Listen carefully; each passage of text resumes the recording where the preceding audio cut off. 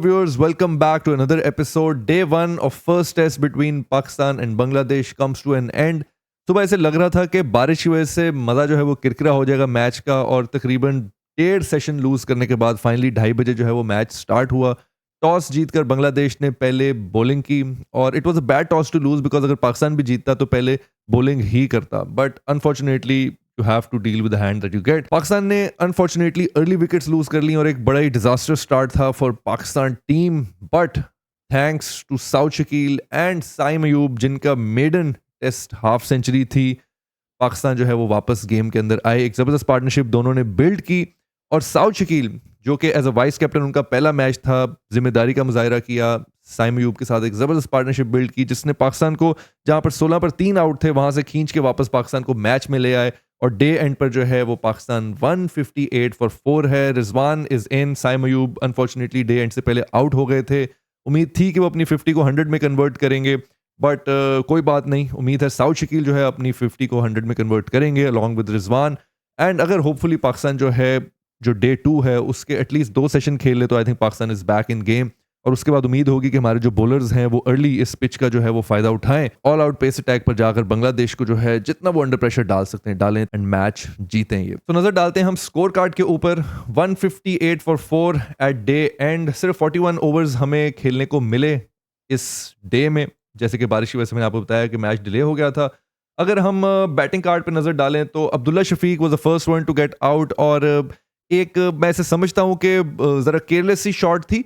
No doubt Bangladesh ने fielding बहुत अच्छी की है, क्योंकि ये जाकिर जिन्होंने ये कैच पकड़ा था इन गली आई बिलीव, या सॉर्ट ऑफ बैकवर्ड पॉइंट था शायद, या गली पोजीशन थी, बड़ा ही ज़बरदस्त कैच था. अब्दुल्ला शफीक ने कवर ड्राइव मारी, बहुत तेज़ शॉट थी.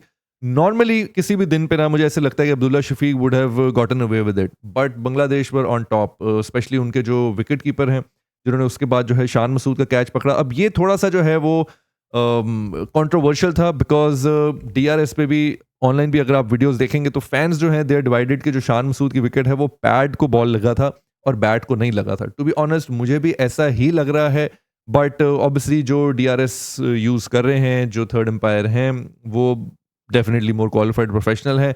बट शान मसूद भी आफ्टर द डिसीजन थोड़े से अनहैप्पी थे, तो विच शोज़ के probably there is a chance कि पैड कोई बॉल लगा है, क्योंकि बैट बहुत करीब था.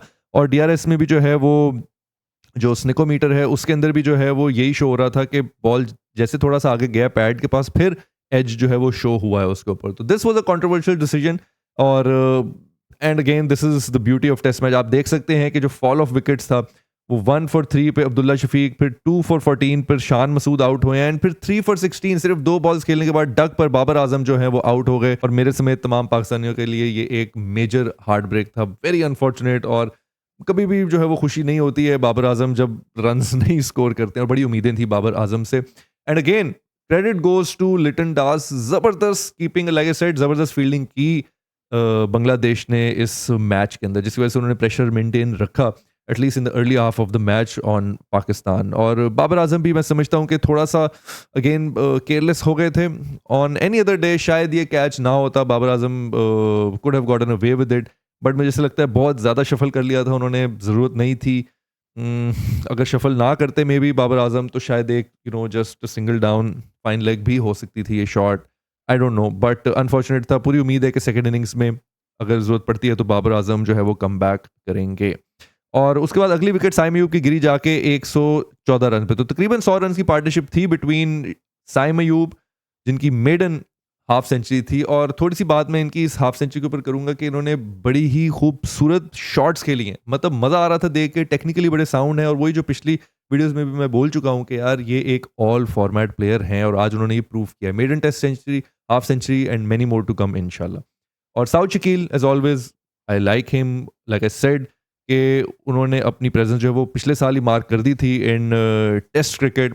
और एक और चीज़ सुनने को मिल रही है कि साउथ शकील ने एक और रिकॉर्ड नया बना लिया है कि he is one of the fastest Pakistani players जिन्होंने लीस्ट नंबर ऑफ मैचेस में 1000+ रन किए हैं टेस्ट मैच के अंदर. सो आई थिंक लगभग 20 इनिंग्स उनको लगी हैं सिर्फ टेस्ट 1000 रन टेस्ट मैच में करने के लिए. तो which is a great record, great achievement. South Shakeel very promising, and एक फ्यूचर पाकिस्तान मिडिल ऑर्डर के लिए जो है एक बड़ी अच्छी रिसोर्स, बड़ा अच्छा एसेट है. एंड रिजवान इज ऑलवेज, मैं तो इनको मिस्टर रिलायबल बोलता हूँ, वनडे हो, टेस्ट हो, T20 हो, you need Rizwan always when you need to score runs the most, और तभी आके जो है वो रन्स करते भी हैं।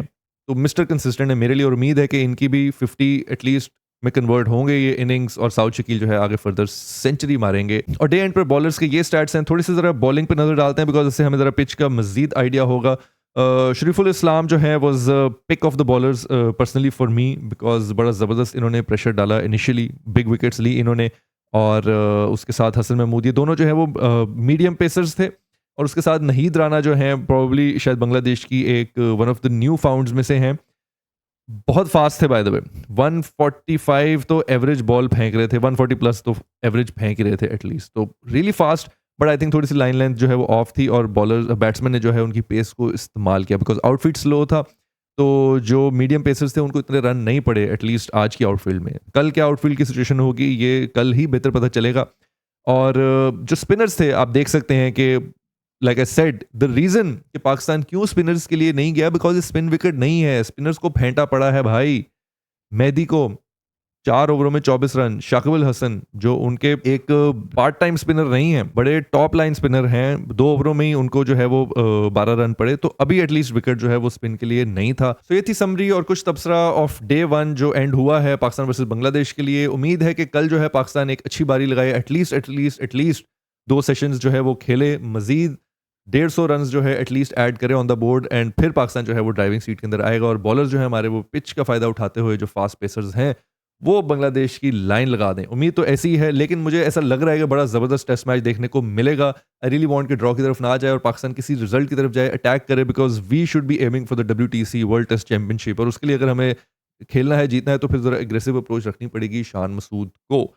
So far, I think Pakistan has made a comeback. They're back in the game, and now it's theirs to lose. अगर यहाँ से पाकिस्तान वापस जाता है जिस पोजीशन पे जहाँ 16 पर 3 आउट थे, तो यह पाकिस्तानी बैट्समैन की अपनी गलती होगी। एक अच्छा मोमेंटम दे दिया है साउथ शकील और साइम अयूब ने। आई होप कि आगे रिजवान, आगा सलमान और शाहीन अफरीदी इस पे बिल्डअप करके पाकिस्तान को ड्राइविंग सीट में ले आए, and then it's over to the bowlers. That's it, I will see you guys tomorrow after day 2 and तब तक के लिए अल्लाह हाफिज।